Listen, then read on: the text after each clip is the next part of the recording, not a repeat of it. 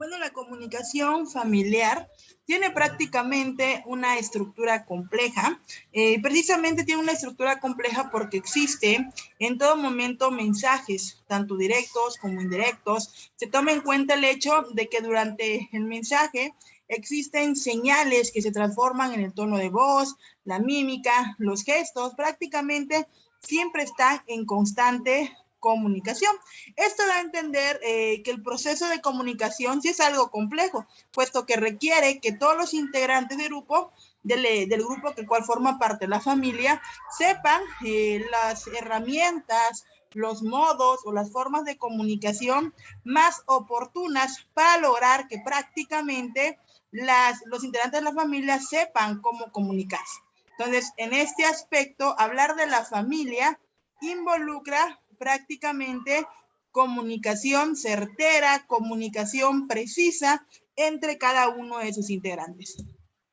Con relación a las señales extraverbales, existe una especie de comunicación contradictoria llamada de doble vínculo. Esta se observa sobre todo en el proceso educacional y consiste en la asociación de un mensaje de cariño a un metamensaje de hostilidad. A este tipo de comunicación se le conoce como disfuncional, ya que se envían mensajes indirectos, enmascarados y desplazados.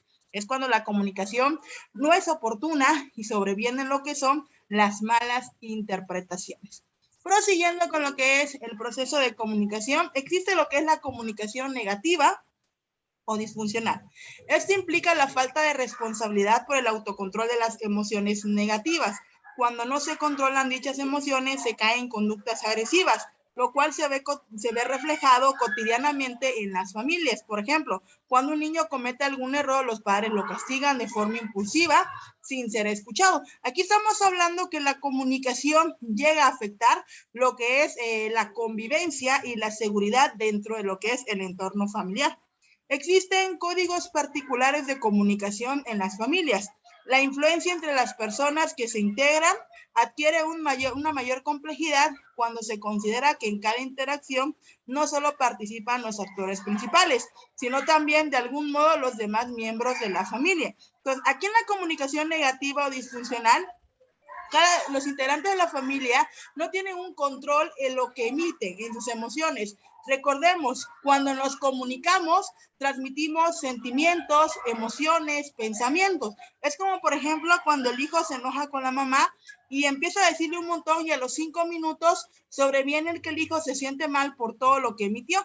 Esto es a falta del llamado control emocional. Ahora, en las familias existen cadenas de interacción que se repiten, siendo esto un reflejo de su organización.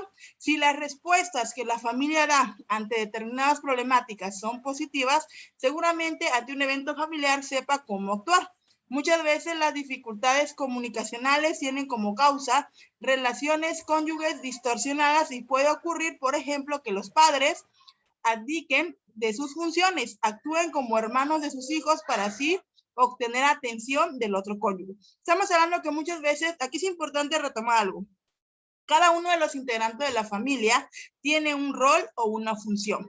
Cuando los padres no llevan a cabo ese rol, todo el equilibrio de la familia se va a venir abajo. Los padres deben de actuar como padres, tienen que hablar con autoridad, tienen que ser democráticos para tomar decisiones, pero cuando esa funcionalidad o ese rol dentro de la familia no es la oportuna, vamos a caer en que los padres quieren tener un nivel de comunicación como los hijos, y ahí es donde precisamente se pierde el respeto de los hijos hacia los padres. Vamos a hablar un poco de la comunicación verbal. La comunicación verbal en sí se centra en lo que se dice. Se realiza continuamente y consiste básicamente en hablar. Cuando emitimos palabras, cuando damos a conocer nuestro pensamiento, sentimiento y emociones a través de las palabras que empleamos. Proporciona al otro un conocimiento exacto de lo que se quiere decir, aunque tal conocimiento es puramente intelectual. Comunicación no verbal. La comunicación no verbal es más variada.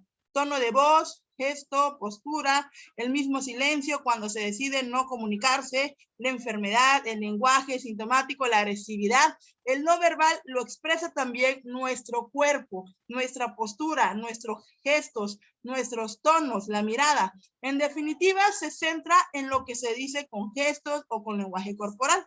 Su base está en lo aprendido en las etapas preverbales de la maduración antes de aprender a hablar. Cuando se aprende de los padres, inflexiones de voz, tono, ritmo, contacto de las manos, movimiento del rostro, expresión, ruidos. La comunicación no verbal es un poco más compleja porque puede tener muchas interpretaciones si no sabemos emplear nuestro cuerpo o la parte corporal para poder transmitirnos. Está la comunicación informativa, es cuando solo se dice lo que ha pasado, simplemente se informa sobre algún suceso. La comunicación racional es cuando se da la información y al mismo tiempo se dan especulaciones. Es cuando nosotros reflexionamos sobre lo que nos están transmitiendo durante este proceso comunicativo. La comunicación emotiva profunda se da cuando mientras se transmite la información o los hechos, también transmitimos sentimientos, afectos, emociones, estados de ánimo, porque también nuestras emociones se expresan a partir de lo que es la comunicación que nosotros empleamos en cada momento.